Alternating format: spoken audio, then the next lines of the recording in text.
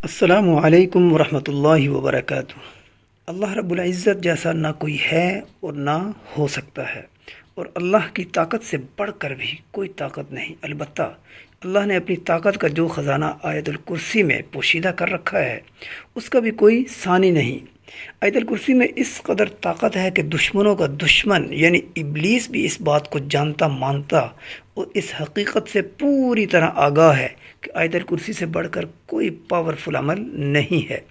بخاری شریف کی ایک روایت ہے جس کا مفہوم بیان کر رہا ہوں کہ ایک دفعہ رسول اللہ صلی اللہ علیہ وسلم نے ابو ہریرہ رضی اللہ تعالیٰ عنہ کو بلا کر فرمایا، دیکھو میں نے یہ گودام بنایا ہے جو ہر قسم کے اناج سے بھرا پڑا ہے۔ حضرت ابو ہریرہ رضی اللہ تعالیٰ عنہ نے دریافت فرمایا، اے اللہ کے نبی مجھے کیا کرنا ہوگا؟ آپ صلی اللہ علیہ وسلم نے فرمایا، تمہیں اس گودام کا چوکیدار بنا رہا ہوں، پوری رات نگرانی کرنی ہوگی۔ ابو ہریرہ رضی اللہ تعالیٰ عنہ نے آپ صلی اللہ علیہ وسلم کو یقین دلایا کہ وہ اچھے سے رات اس گودام کی نگرانی کریں گے۔ رات کو ابو ہریرہ رضی اللہ تعالیٰ عنہ گودام کی طرف جاتے اکلوتے راستے پر کبھی تلاوت کلام پاک میں تو کبھی نماز میں مشغول ہو جاتے، اور اسی اثناء میں ابو ہریرہ نے محسوس کیا کہ گودام سے کچھ آوازیں آ رہی ہیں، جیسے گودام میں کوئی موجود ہے۔ اس بات کی تصدیق کے لیے وہ چراغ ہاتھ میں تھامے گودام میں داخل ہوئے تو کیا دیکھتے ہیں کہ ایک بوڑھا شخص اناج اکٹھا کرنے میں مصروف ہے۔ آپ رضی اللہ تعالیٰ عنہ بہت حیران ہوئے کہ گودام کو ایک ہی راستہ جاتا ہے اور اس راستے پر میں پورے ہوش و حواس کے ساتھ موجود تھا، پھر یہ شخص اندر کیسے داخل ہوا؟ آپ رضی اللہ تعالیٰ عنہ نے سختی سے پوچھا، تم یہاں کیا کر رہے ہو اور اندر کیسے داخل ہوئے ہو؟ وہ آپ رضی اللہ تعالیٰ عنہ کی بات سنی انسنی کرتے ہوئے بولا، میں آپ کو پہچانتا ہوں، آپ ابو ہریرہ ہیں۔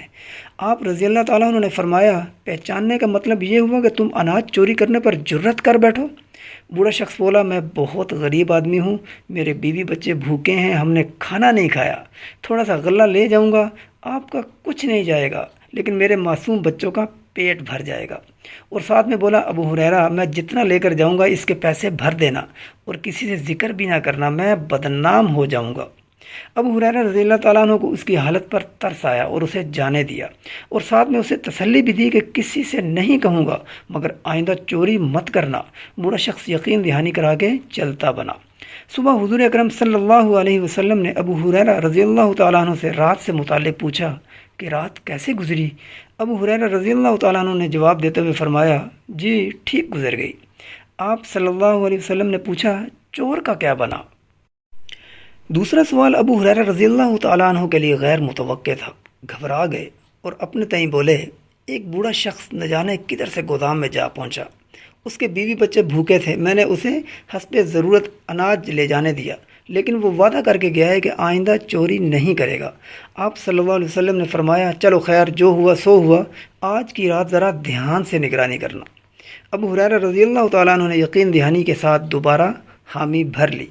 دوسری رات ابو ہریرہ رضی اللہ تعالیٰ عنہ حسب معمول عبادت میں مشغول تھے کہ پھر وہی آواز سماعت سے ٹکرائی جو گزشتہ رات سنائی دی تھی۔ فوراً گودام کی طرف بڑھے، کیا دیکھتے ہیں کہ وہی بوڑھا شخص گودام میں موجود اناج چوری کرنے میں لگا ہوا تھا۔ ابو ہریرہ رضی اللہ تعالیٰ عنہ حیرت اور غصے کی ملی جلی کیفیت لیے اس کی طرف لپکے، اسے برا بھلا کہا۔ بوڑھے نے وہی رام کہانی سنا ڈالی اور بولا، اللہ کے رسول کو مت بتانا ورنہ میں کسی کو منہ دکھانے کے قابل نہیں رہوں گا۔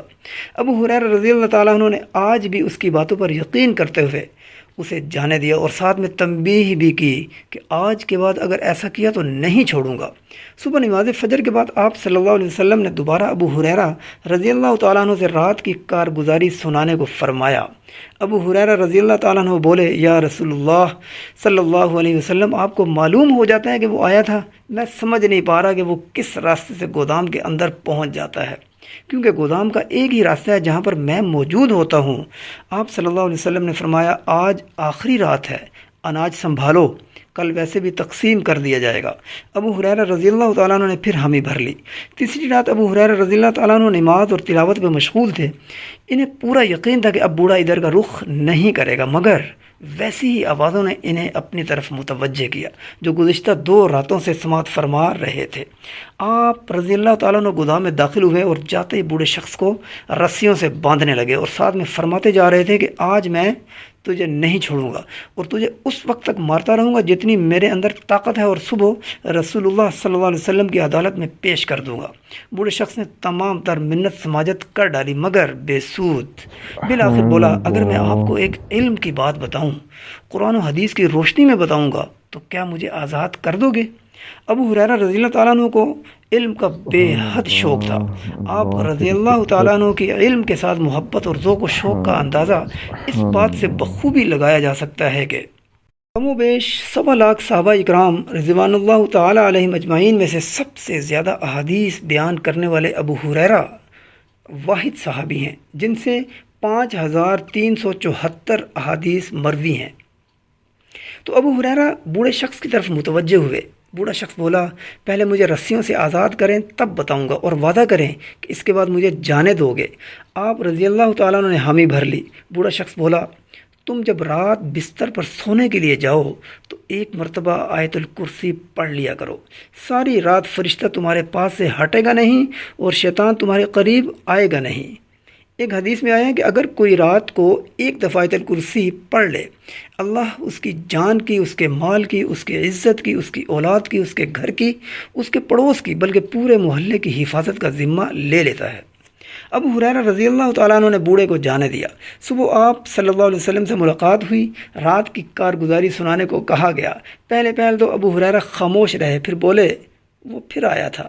آپ صلی اللہ علیہ وسلم نے دریافت فرمایا، اسے باندھنے کا سارا انتظام تم نے کر رکھا تھا، پھر اسے جانے کیوں دیا؟ ابو ہریرہ رضی اللہ تعالیٰ عنہ نے فرمایا، اس نے مجھے ایک علم کی بات بتائی، میں نے اس کے بدلے میں اسے چھوڑ دیا۔ آپ صلی اللہ علیہ وسلم کے مزید دریافت کرنے پر ابو ہریرہ رضی اللہ تعالیٰ عنہ نے ساری بات آپ صلی اللہ علیہ وسلم کے سامنے رکھ دی۔ آپ صلی اللہ علیہ وسلم مسکرائے اور فرمایا، اس بوڑھے نے بالکل سچ کہا، لیکن تھا وہ جھوٹا۔ ابو ہریرہ رضی اللہ تعالیٰ عنہ نے پوچھا، یا رسول اللہ، میرے ماں باپ آپ پر قربان، آپ روز مجھ سے دریافت فرماتے رہے کہ چور کا کیا ہوا اور وہ گودام میں کیسے داخل ہو جاتا تھا۔